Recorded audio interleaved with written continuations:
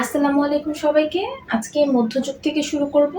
চর্যাপদের একটা ভিডিও আমার চ্যানেলে আছে, প্লেলিস্ট থেকে দেখে নেবেন। আজকে হচ্ছে মধ্যযুগ থেকে শুরু করব এবং মধ্যযুগটা হচ্ছে 1200 থেকে 1800 সাল পর্যন্ত। এখন কেন এটা 1200 থেকে 1800 সাল পর্যন্ত? আসলে আমরা যদি প্রাচীন ইতিহাসটা দেখি, সেখানে হচ্ছে ফার্স্টে ছিল পাল আমল, তারপর ছিল সেন আমল। হ্যাঁ, আমি একটু রিসেন্ট থেকে যদি শুরু করি, তাহলে লাস্ট যখন ছিল সেটা হচ্ছে সেন আমল ছিল। এই সেন আমলের রাজা যে লক্ষণ সেন ছিল, তাকে কিন্তু ইখতিয়ার উদ্দিন মোহাম্মদ বখতিয়ার খুলছে, সে কিন্তু 1204 সালে আক্রমণ করে এবং লক্ষণ সেনকে পরাজিত করে। তাহলে ওই সময়ে যারা আসলে হিন্দু সম্প্রদায়ের মানুষগুলো ছিল, তারা কিন্তু আসলে এক ধরনের একদম অরাজকতার মধ্যে পড়ে যায়। এখানে এসে যখন আক্রমণ করে, তখন পুরাপুরি ওই সময়টা একটা বিশৃঙ্খলার সৃষ্টি হয় এবং অনেক কবিরা, অনেক সাহিত্যিকরা সবাই মোটামুটি পালিয়ে চলে যায় এই বাংলা থেকে। যার কারণে ওই সময়ে দেখা যায় যে সেরকম কোনো ভালো কোনো নিদর্শন পাওয়া যায় না। যার কারণে এই সময়টা 1200 থেকে 1350, মানে 150 বছর কিন্তু তেমন কোনো নিদর্শন পাওয়া যায় না দেখে অনেকের মতে এটা হচ্ছে অন্ধকার যুগ। একদম যে পাওয়া যায় না তা বললে ভুল হবে। এই সময় 3টা সাহিত্যকর্ম দেখা যায় এবং খুব ভালো ভালো সাহিত্যকর্ম। প্রথম যেটা বলবো সেটা হচ্ছে প্রাকৃত পৈঙ্গল। এই প্রাকৃত পৈঙ্গলটা হচ্ছে প্রাকৃত ভাষায় লেখা এবং এটা লিখছে হচ্ছে শ্রীহর্ষ। জাস্ট এতটুকু মনে রাখলেই হবে। আর সেকেন্ডটা যদি বলি শূন্য পুরাণ। শূন্য পুরাণ ব্যাপারটা হচ্ছে, শূন্য হচ্ছে বৌদ্ধদের, পুরাণ হচ্ছে হিন্দুদের। এই বৌদ্ধ এবং হিন্দু মিক্সড করে রামাই পণ্ডিত হচ্ছে একটা গ্রন্থ রচনা করে। আচ্ছা, এটা হচ্ছে আপনারা মনে রাখতে পারেন শূন্য রামাই, শূন্য রামাই এভাবে করে, কারণ বা পুরাণ রামাই। এই আমি হচ্ছে শূন্য রামাই দিয়ে হচ্ছে মনে রাখতাম, তার কারণ আমার যে রামাই পণ্ডিত যে শূন্য পুরাণ লিখছে, এটা কখনো ভুল হইতো না। আচ্ছা, এই শূন্য পুরাণের মধ্যে 51টা অধ্যায় আছে। সেই 51টা অধ্যায় একটা বিখ্যাত কবিতা আছে, সেটা হচ্ছে নিরঞ্জনের উষ্মা। এটা খুবই ইম্পর্টেন্ট এবং অনেক পরীক্ষা আসে যে নিরঞ্জনের উষ্মা এটা কোথায় আছে। এটা হচ্ছে শূন্য পুরাণে আছে। আচ্ছা, থার্ড যেটা, সেটা বলার আগে থার্ড হচ্ছে শেখ সুবোধয়া। আচ্ছা, এই যে লাস্ট যে রাজা ছিল লক্ষণ সেন, এই লক্ষণ সেনের আবার হচ্ছে 2জন সভাকবি ছিল, বিখ্যাত 2জন সভাকবি। তাহলে আমি যদি বলি লক্ষণ সেন, এই লক্ষণ সেনের সভাকবি ছিল 2জন।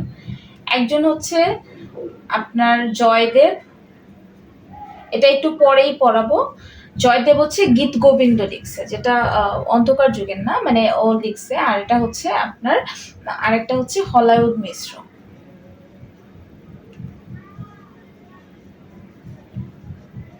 এই হলায়ুদ মিশ্র সে হচ্ছে যখন লক্ষণ সেন যখন পালায় চলে যায়, তখন এই জয়দেবও কিন্তু পালায় চলে যায়, কিন্তু হলায়ুদ মিশ্র কিন্তু তখন থেকে যায় এবং হলায়ুদ মিশ্র থেকে সাহসিকতার সাথে সে তখন মুসলমানদের জন্য লেখে হচ্ছে শেখ সুবোধয়া। এই শেখ সুবোধয়া হচ্ছে ও তাদের হচ্ছে গুণ কীর্তন টাইপের, মানে তাদের প্রশংসামূলক একটা জিনিস, যেটার কারণে তাকে সে অনেক প্রশংসিত হয়েছিল। এই হলায়ুদ মিশ্র 25টা অধ্যায়ের একটা শেখ সুবোধয়া লিখছে এবং এই যে আমি যেটা শূন্য পুরাণ বললাম আর শেখ সুবোধয়া, দুটোই হচ্ছে সংস্কৃত ভাষায়। আর প্রাকৃত পয়েন্টগুলো হচ্ছে প্রাকৃত ভাষায়। তো এই অন্ধকার যুগ থেকে জাস্ট এতটুকু পড়লে হবে। নেক্সট আমরা পড়াবো হচ্ছে শ্রীকৃষ্ণ কীর্তন। এই শ্রীকৃষ্ণ কীর্তন শুনে মনে হইতে পারে যেটা হচ্ছে কৃষ্ণের জন্য কীর্তন, আসলে এরকম কিছু না। এটা জাস্ট এমনিতেই হচ্ছে কৃষ্ণর যে আমরা যে পুরাণে বা ভগবতে যেই কাহিনী আছে রাধা কৃষ্ণের, ওইটার মতো কোনো কিছু নেই, দেবদেবীর কোনো কাহিনী নেই। এটা পুরো হচ্ছে মানুষের বানানো কাহিনী এবং এটাকে এত রঙ্গলীলা এত কিছু আছে এটার মধ্যে, যার কারণে এটাকে কাইন্ড অফ ব্যঙ্গ করে শ্রীকৃষ্ণ কীর্তন বলা হয়েছে, কারণ এখানে আসলে ভালো কিছু নাই, এখানে সব হচ্ছে উল্টাপাল্টা জিনিস। তো যাই হোক, তো এটা হচ্ছে আমি যদি বলি চর্যাপদ। চর্যাপদ ছিল প্রাচীন বাংলার মানে একদম প্রথম নিদর্শন, কিন্তু ওইটা কিন্তু একক ছিল না। 50টা বা 51টা, সরি 23 বা 24 জন কবি মিলে সেটা লিখছে, কিন্তু এটা কিন্তু কোনো 23-24 জন কবি না, এটা হচ্ছে একক রচনা। তো যদি বলা হয় প্রথম একক রচনা কোনটি, সেটা হচ্ছে শ্রীকৃষ্ণ কীর্তন। তো এটা লিখছে হচ্ছে বড়চণ্ডী দাস এবং এটাতে 13টা খণ্ড আছে, হচ্ছে 418টা হচ্ছে পদ আছে। তো এখানে হচ্ছে 418টা পদ আছে এবং এখানে হচ্ছে 3টা চরিত্র প্রধান। একটা হচ্ছে রাধা, কালী শেষ মনে হয়, রাধা, কৃষ্ণ, আর একটা হচ্ছে বড়াই। ঠিক আছে, তো রাধা, কৃষ্ণ আর বড়াই, এই 2জন। এটা হচ্ছে জীবাত্মা, আর এটা হচ্ছে তো ঈশ্বর, আর এটা হচ্ছে বড়াই হচ্ছে রাধা কৃষ্ণের হচ্ছে প্রেমের দ্যুতি। মানে এটা হচ্ছে পরমাত্মা, এটা হচ্ছে জীবাত্মা, এটা হচ্ছে ওদের দুজনের প্রেমের দ্যুতি। আপনারা একটু সংক্ষিপ্ত করে কোনো একটা বই থেকে এই রাধা কৃষ্ণের 13টা খণ্ডর একটু কাহিনীটা একটু জেনে নেবেন, খুব ভালো লাগবে। 13টা খণ্ডের নাম এবং ওগুলো খুব ইম্পর্টেন্ট। আচ্ছা, এবার এই শ্রীকৃষ্ণ কীর্তন তো বুঝলাম, কিন্তু এই শ্রীকৃষ্ণ কীর্তনটা হচ্ছে আবিষ্কার কে করলো? আচ্ছা, এটা কখন আসলে রচনা করা হয়েছে এটার একটা এক্সাক্ট সময় নেই, তবে এটা ধারণা করা হয় হচ্ছে 1340 থেকে 1440-এর মধ্যেই এটা হচ্ছে রচনা করা হয়েছে। তো এটা আবিষ্কার কি করলো? এটা আবিষ্কার করছে হচ্ছে বসন্ত রঞ্জন রায় বিদ বল্লভ। এটা আসলে দুইটা দ। শ্রীকৃষ্ণ কীর্তন প্রথম আবিষ্কার করছে হচ্ছে বসন্ত রঞ্জন রায় একটা গোয়ালগড় থেকে। ঠিক আছে, এটা হচ্ছে বাঁকুড়া জেলার বনবিষ্ণুপুরের কাকিল্লা গ্রামের একটা গোয়ালঘর থেকে। এটা ধারণা করা হয় যে যেহেতু এটা হিন্দুরা হচ্ছে গরুকে দেবতা বা মানে অনেক সম্মান করে, সেই কারণে গোয়ালঘরে পাওয়া যেতে পারে। অথবা যেহেতু এখানে শ্রীকৃষ্ণ মানে এখানে অনেক রামলীলা প্রেম লীলা আছে, এটা জিনিসটা তখনকার মানুষের ভালো লাগে না, এটাই লুকানোর জন্য হয়তো বা গোয়ালঘরে রাখছে, এটা অনেক সময় ভাবা হয়। তো এটা আবিষ্কার করা হয় 1909 সালে এবং প্রকাশ করা হয় 1916 সালে। আর এটার নাম শ্রীকৃষ্ণ কীর্তন দেয় হচ্ছে বসন্ত রঞ্জন রায়, বাট এটা আসলে একটা নাম উপরের পেজ এবং শেষের পেজ এগুলো ছিল না, যার কারণে এক্স্যাক্টলি এটার নাম আসলে বলাও যায় না। তাই এটা কবে আবিষ্কার, কবে লেখা, কে লিখছে এটাও বলা যায় না, এবং এটার নাম কি সেটাও জানা যায় না। তো কিন্তু এটা হচ্ছে একটা চিরকুটে এটার ভিতরে পাওয়া গেছে শ্রীকৃষ্ণ সন্দর্ভ এরকম একটা নাম, যার কারণে অনেকে ভাবে যে এটাই হচ্ছে এটার প্রকৃত নাম। সো এটা হচ্ছে বৈষ্ণব সাহিত্য। আমি যদি পরেরটা বলি বৈষ্ণব সাহিত্য, এটা দুইটা ধারা বিভক্ত, একটা হচ্ছে বৈষ্ণব পদাবলী আর একটা হচ্ছে জীবনী সাহিত্য। আচ্ছা, বৈষ্ণব পদাবলীর ব্যাপারটা অনেকটা লং। আমি যদি জীবনী সাহিত্য বলি, জীবনী সাহিত্য হচ্ছে কোনো একজন বিশিষ্ট মানুষ মানে যে যার জীবন নিয়ে কোনো কিছু লেখা হলে সেটা হচ্ছে জীবনী সাহিত্য। অবশ্যই সে শ্রেষ্ঠ কেউ বা অনেক নোন কেউ এরকম হইতে হবে, তারটা হচ্ছে জীবনী সাহিত্য। এই জীবনী সাহিত্য আবার হচ্ছে এটাকে বলা হয় হচ্ছে এই যে বৈষ্ণব পদাবলী, এটাকে বলা হয় হচ্ছে মধ্যযুগের সর্বশ্রেষ্ঠ সাহিত্য। ঠিক আছে, বা নিদর্শন। তাহলে এটাকে বলা হয় শ্রেষ্ঠ ফসল, শ্রেষ্ঠ নিদর্শন। ঠিক আছে, তো বৈষ্ণব পদাবলী হচ্ছে আমাদের মধ্যযুগের শ্রেষ্ঠ নিদর্শন, এটা কিন্তু মনে রাখতে হবে। তাহলে প্রথম কিন্তু ছিল আমাদের শ্রীকৃষ্ণ কীর্তন, কিন্তু মধ্যযুগের শ্রেষ্ঠ হচ্ছে কি আমাদের বৈষ্ণব পদাবলী। এবার এটার মধ্যে একটা কাহিনী আছে। এই বৈষ্ণব পদাবলী এটা হচ্ছে ওই যে বলা হয়েছে যে একজন কবি হচ্ছে বিদ্যাপতি, আরেকজন হচ্ছে চণ্ডীদাস। এটা কিন্তু একটা প্যাচ লাগা জিনিস, আমি আজকে ক্লিয়ার করে দিচ্ছি। আচ্ছা, একজন হচ্ছে কে বিদ্যাপতি আর একজন হচ্ছে কি চণ্ডীদাস। এই বিদ্যাপতি কিন্তু বাঙালি ছিলেন না, সে ছিল হচ্ছে মিথিলা রাজ্যের সে একটা ছিল, এবং সে হচ্ছে মিথিলার একটা মানে ব্রজবুলি ভাষায় সে কিন্তু মেনলি হচ্ছে রচনা করেছেন এই বৈষ্ণব পদাবলী। কি ভাষায়? ব্রজবুলি ভাষায়। এবং তার অনেকটা সমসাময়িক ছিল। আর এই চণ্ডীদাস করছে হচ্ছে বাংলা ভাষায়। তাহলে দেখেন, যদি বলা হয় বৈষ্ণব পদাবলীর আদি কবিকে, এখন বৈষ্ণব পদাবলীর আদি কবি হচ্ছে বিদ্যাপতি, কিন্তু যদি বলে বাংলায় বৈষ্ণব পদাবলীর আদি কবিকে, তাহলে সেটা হচ্ছে কিন্তু চণ্ডীদাস। ঠিক আছে, আর এই বিদ্যাপতির যেহেতু সে মিথিলার রাজ্যের রাজসভার কবি ছিল, তার নাম হচ্ছে মৈথিল কোকিল, তারপর হচ্ছে অভিনব জয়দেব। কারণ ওই যে আগে বলছিলাম যে জয়দেব যে গীত গোবিন্দ লিখছে তার থেকে ইন্সপায়ার্ড হয়ে সে কিন্তু এটা লিখছে, যার কারণে তাকে বলা হয় অভিনব জয়দেব। এবং এছাড়া তার আরেকটা নাম হচ্ছে কবি বল্লভ, এগুলো তার উপাধি। আরেকটা নাম হচ্ছে তার কবি কণ্ঠহার। তাহলে এই বিদ্যাপতির কিন্তু অনেকগুলা উপাধি আছে। তাহলে অভিনব জয়দেব, কবি কণ্ঠহার, মৈথিল কোকিল, কবি বল্লভ, এই চারটাই কিন্তু তার এবং এই বিদ্যাপতি ছিল হচ্ছে শিবসিংহ রায়ের হচ্ছে সভাকবি। ওকে, আর এখান থেকে আরেকটা জিনিস জানলেই হবে যে গোবিন্দ দাস এই বিদ্যাপতিকে অনুসরণ করে ব্রজবুলি ভাষা লিখছে হচ্ছে গোবিন্দ দাস, মানে পরবর্তীতে পরের জেনারেশন গোবিন্দ দাস। আর এই চণ্ডীদাস হচ্ছে বাংলা ভাষায় লিখছে, সে বাঙালি কবি। এটা হচ্ছে আমাদের লিখছে হচ্ছে জ্ঞান দাস।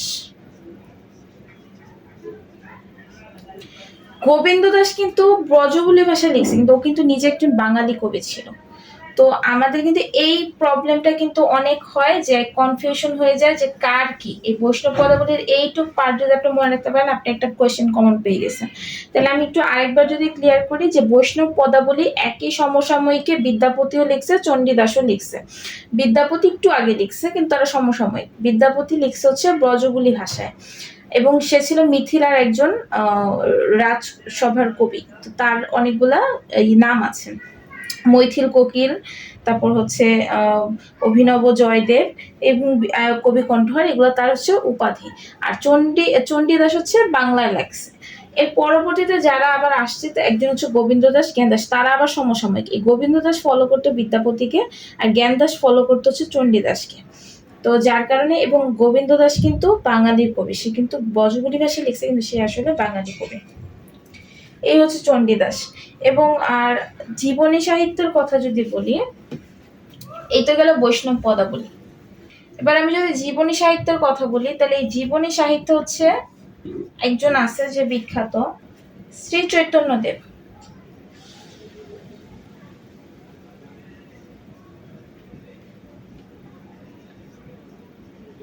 আচ্ছা, এই শ্রী চৈতন্য দেবে তখন এই এই মানুষটার উপর এতগুলা জীবনী সাহিত্য, এত জীবনী সাহিত্য লিখছে, তার যুগ চলছে। এবং ব্যাপারটা হচ্ছে, সে তার কিন্তু নাম কিন্তু শ্রী চৈতন্য না, তার নাম ছিল যে বিষম মিশ্র। মিশ্র। এছাড়া নিম গাছের তলে জন্ম হয়েছিল থেকে তার নাম ছিল হচ্ছে নিমা। ঠিক আছে, তার আরেকটা নাম ছিল নিমাই, কিন্তু পরবর্তীতে লেখার সময় আসলে শ্রী চৈতন্য দেব নাম দেওয়া হয়েছে। আচ্ছা, এবার শ্রী চৈতন্য দেব এত কেন বিখ্যাত, কেন তার জীবনে আসলে মানুষ সাহিত্য তৈরি করলো? কারণ সালটা তখন হচ্ছে অলমোস্ট 1500 দিকে, মানে 1400 শেষ দিকে। ওই সময় একটা ধর্মীয় ব্যাপার ছিল, পুরা সাহিত্যগুলো ধর্মের উপর, এবং সেখানে অনেক জাত বিভেদ ছিল। যারা উচ্চ বংশীয় বা উচ্চ জাতের, তারা উচ্চ, তাদের এমন একটা ব্যাপার ছিল যে তারা নিচু জাত যারা, তাদের সাথে উঠবে না, বসে খাবে না। নিচু জাতকে মানে অগ্রাহ্য করা হতো, কারণে তখন নিচু মানুষরা খুবই হেয় প্রতিপন্ন হতো। এই শ্রী চৈতন্য দেব তখন এক কথা বলে যে তার কাছে ব্যাপারটা এরকম যে সবাই সমান, সবাই আমরা মানুষ। তার কথা হচ্ছে এটা যে নিচু আর উচ্চ নাই, সবাই আমরা মানুষ। তো এই যে যখন একটা মানুষ বলছে সবাই আমরা এক, তাহলে এই মানুষটাকে কিন্তু যারা নিচু বর্ণের মানুষ আছে তারা কিন্তু খুব ভালো হিসেবে পজিটিভলি নিচ্ছে, কিন্তু অপর দিকে যারা হচ্ছে ধনী শ্রেণীর মানুষ আছে তারা কিন্তু ওনাকে খুব নেগেটিভ ভাবে নিয়েছিল তখন। আচ্ছা, তো এই জন্য হচ্ছে তাকে আসলে একটা শ্রেণীর মানুষ এতটাই পছন্দ করে, এবং তার জীবনী নিয়ে লেখা শুরু করছে। এই শ্রী চৈতন্য দেবের প্রথম যে তার জীবনী লেখছে, তার নাম হচ্ছে মুরারি গুপ্ত।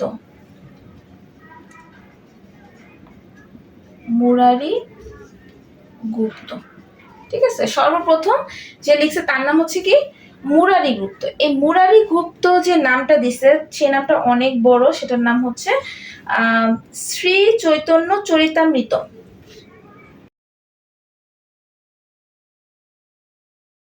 শ্রী চৈতন্য চরিতামৃত। আচ্ছা, তাহলে দেখেন মুরারি গুপ্ত যেহেতু সবচেয়ে বড় নাম দিছে, কিন্তু প্রথম যে দিছে সে। কিন্তু এরপরে আমি যদি বলি যে নর্মালি হচ্ছে শ্রী চৈতন্য ভাগবত একজন দিক। তো এখন হচ্ছে এই যে মনে রাখবেন যে ভগবতে যে বৃন্দাবনের কথা বলা আছে, তো ভগবত থেকে বৃন্দাবনটা মনে রাখতে পারেন। আচ্ছা, এছাড়া আর কারো নাম মনে রাখতে হবে না। এই তো। আচ্ছা, আরেকটা হচ্ছে শ্রী চৈতন্য চরিতামৃত। সুতাম হচ্ছে মৃত যেহেতু, তাহলে যাবে কার কাছে? কবিরাজের কাছে। এখন এটা বলার কারণ কি? কারণ আপনার যদি শ্রী চৈতন্য চরিতামৃতম হয়, অথবা শ্রী চৈতন্য ভগবত দেয়, অথবা চৈতন্য চরিতামৃতম দেয়, কোনটা কি এটা কিন্তু মনে রাখা জরুরি। এবং আপনারা যদি মুখস্থ করেন, মাস্ট বি, এক্সাম হলে ভুল হবে।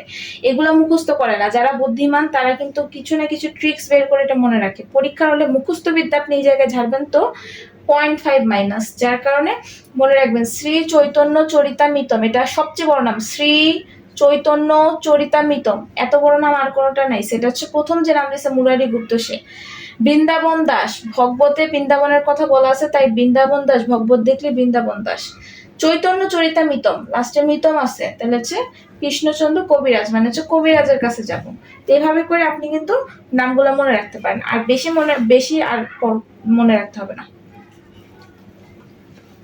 আমরা এখন কথা বলবো মঙ্গল কাব্য নিয়ে। মঙ্গল কাব্যের শ্রেণীও আছে, শাখাও আছে। দেখবেন যে মঙ্গল কাব্যের শ্রেণী বলছে না শাখা বলছে। মঙ্গল কাব্যের শ্রেণী বললে দুইটা শ্রেণীতে বিভক্ত, লৌকিক আর হচ্ছে পৌরাণিক। লৌকিক হচ্ছে মানুষের লোকজীবনের কাহিনী, আর পৌরাণিক হচ্ছে হিন্দুদের যে পুরাণ আছে, ধর্মীয় গ্রন্থ আছে, ওই রিলেটেড কাহিনী। আর শাখা হচ্ছে তিনটা, একটা হচ্ছে মনসা মঙ্গল, চণ্ডী মঙ্গল, আর একটা হচ্ছে অন্নদা মঙ্গল। এই মনসা মঙ্গল এটার হচ্ছে বলা হয় মধ্যযুগের সবচেয়ে প্রাচীন, চণ্ডীমঙ্গলকে বলা হয় শ্রেষ্ঠ, আর অন্নদা মঙ্গলকে বলা হয় সর্বশেষ। প্রত্যেকটা আদি কবি এবং শ্রেষ্ঠ কবি ইম্পর্টেন্ট। আদি কবি হচ্ছে মনসা মঙ্গলের কানাহরি দত্ত এবং শ্রেষ্ঠ হচ্ছে বিজয়গুপ্ত। চণ্ডীমঙ্গলের দুইটাই মদিয়ে, মানিক দত্ত আর হচ্ছে মুকুন্দরাম। আর অন্নদা মঙ্গলের হচ্ছে ভারতচন্দ্র রায়গুণাকর। এবং ভারতচন্দ্র রায়গুণাকরকে ইনি হচ্ছে নাগরিক কবি টাইপের, এবং তিনি হচ্ছে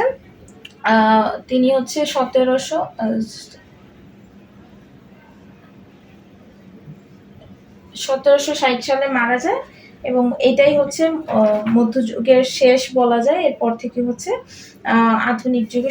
এই মনসা মঙ্গল, চণ্ডী মঙ্গল এবং অন্নদা মঙ্গল, এগুলোর কাহিনীগুলোও ইম্পর্টেন্ট এবং চরিত্রগুলো ইম্পর্টেন্ট। মনসা মঙ্গল মনে হয় আপনারা মোটামুটি সবাই জানেন, যে হচ্ছে এখানে হচ্ছে লক্ষ্মীনন্দন, তারপর হচ্ছে বেহুলা, চাঁদ সওদাগর, এটা হচ্ছে তাদের। আচ্ছা, আমি একটু এটা আসলে চরিত্রগুলোর কয়েকটা বৈশিষ্ট্য আছে, এগুলো একটু ইম্পর্টেন্ট, খুব ইম্পর্টেন্ট, পরীক্ষায় আসে। এর মধ্যে চাঁদ সওদাগর হচ্ছে, ওকে বলা হয় যে দেবী মনসার পূজা শুরু করার জন্য, বাট ও হচ্ছে শিবের পূজা করতো, তাই মনসাকে পছন্দ করতো না, তাই সে করবে না।